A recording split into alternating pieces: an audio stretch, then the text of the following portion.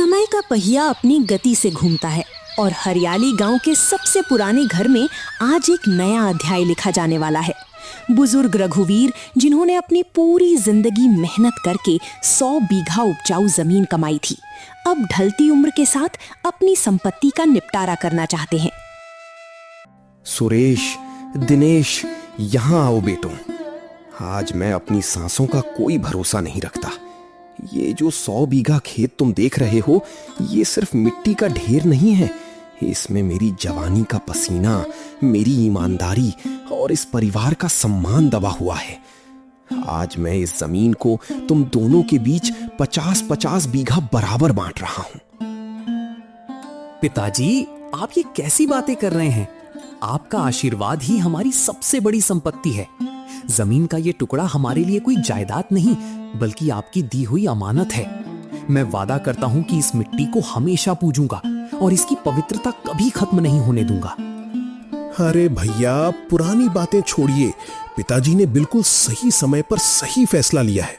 50 बीघा जमीन, वाह!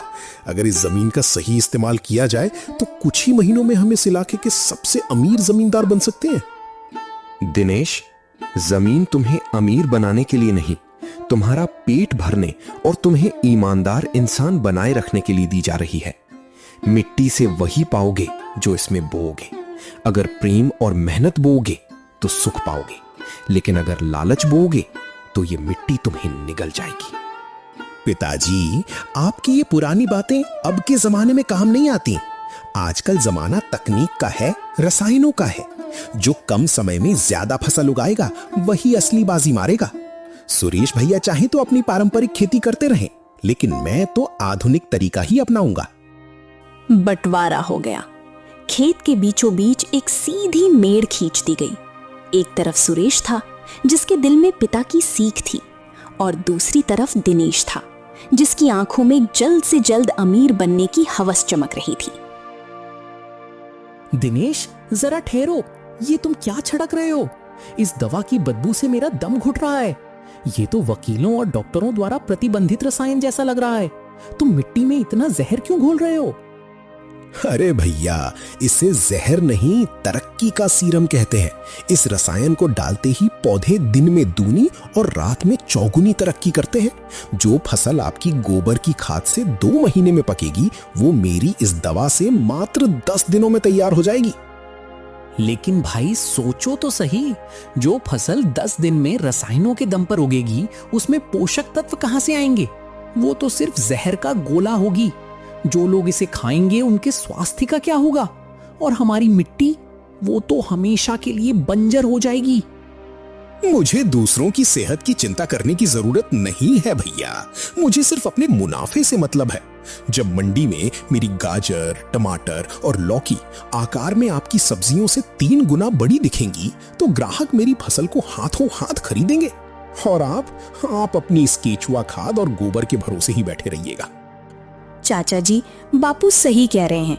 हमारे स्कूल में मास्टर जी ने बताया था कि ज्यादा केमिकल वाली सब्जियां खाने से इंसान के शरीर में गंभीर बीमारियां हो जाती हैं।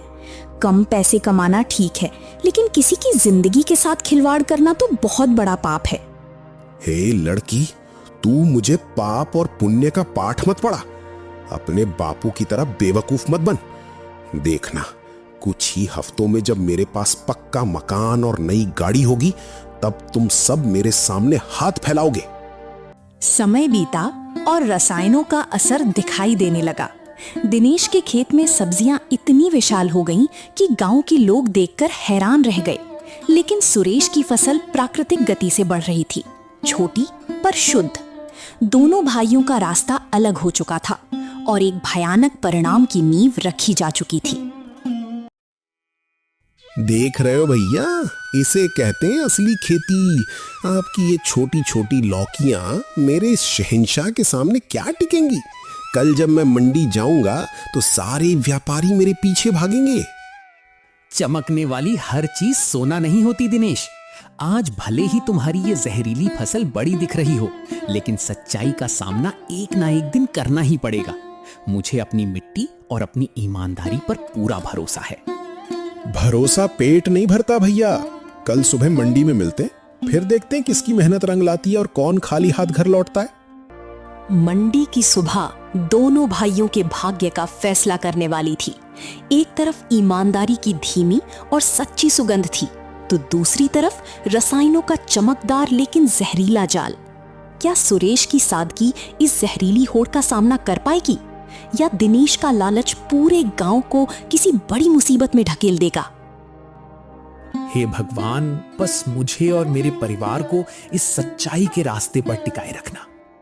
मंडी में जहरीले रसायनों से उगाई गई दिनेश की चमकीली सब्जियों को शुरुआत में भले ग्राहकों ने देखा, लेकिन उनके कड़वे स्वाद और बीमारी के डर से लोगों ने दूरी बना ली।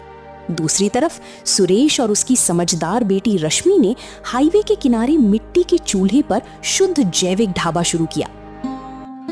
रश्मि बेटी, दोपहर ढलने को आई है और अभी तक एक भी मुसाफिर हमारे ठेले पर नहीं रुका। क्या हमने ये जैविक खाना पकाने का फैसला करके कोई भूल कर दी? अगर खेत की लागत भी नहीं निकली तो हम बैंक का कर्ज कैसे चुकाएंगे?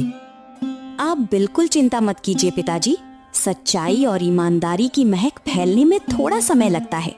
रसायनों का चमक धमक वाला जहर लोगों की आंखों को धोखा दे सकता है, लेकिन हमारी मिट्टी का ये निश्चल स्वाद सीधे लोगों के दिल में उतरेगा। आप देखिएगा, बस पहले ग्राहक की देर है। तेरी हिम्मत ही मेरी सबसे बड़ी ताकत है बेटी। मुझे अपनी इस मिट्टी पर पूरा भरोसा है, जिसने बिना किसी जहर के हमें ये अन्न दिया है।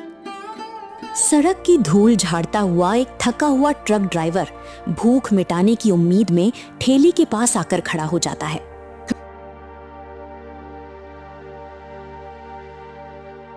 अरे भाई साहब, बहुत जोरों की भूख लगी है। क्या कुछ गर्मा गर्म खाने को मिलेगा?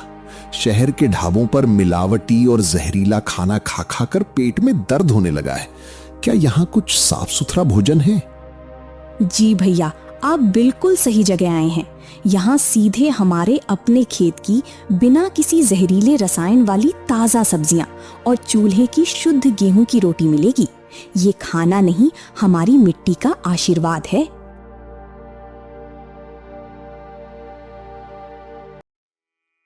अरे वाह, हे भगवान, ऐसा स्वाद तो मुझे बरसों बाद मिला है।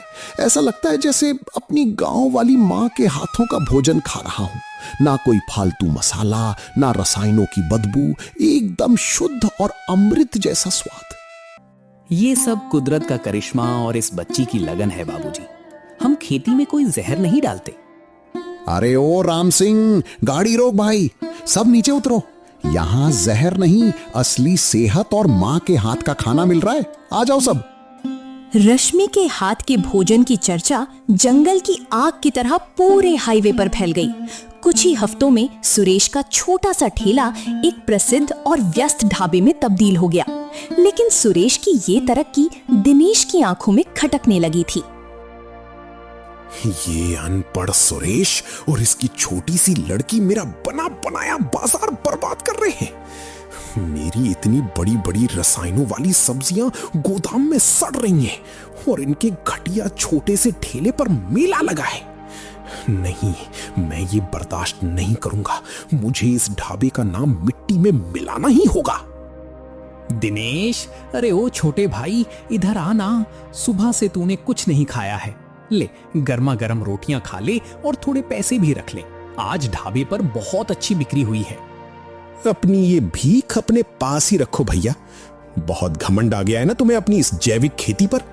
देखना, बहुत जल्द तुम्हारा ये सारा घमंड चकनाचूर हो जाएगा और लोग तुम्हारे इस ढाबे पर थूकेंगे भी नहीं।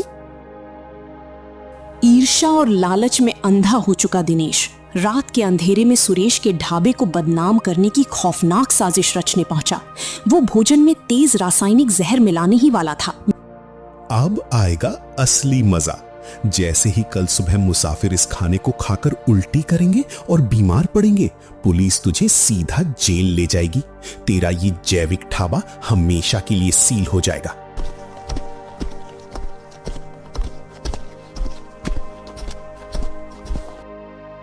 दिनेश, तू इतना नीच और गिर जाएगा मैंने सपने में भी नहीं सोचा था।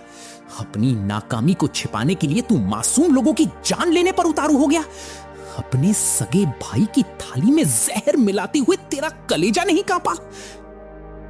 धिक्कार है तुम पर दिनेश।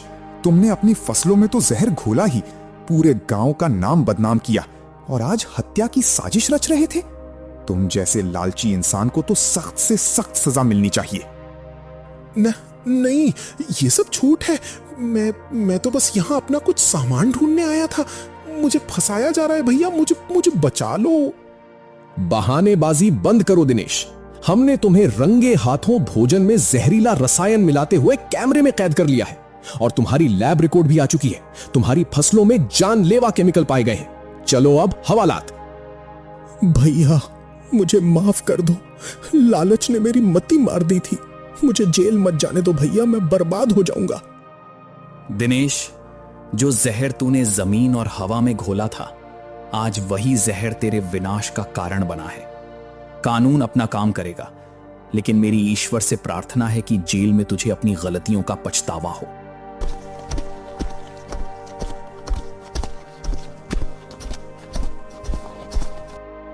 दिनेश को उसके किए की सजा मिली और उसे जेल भेज दिया गया।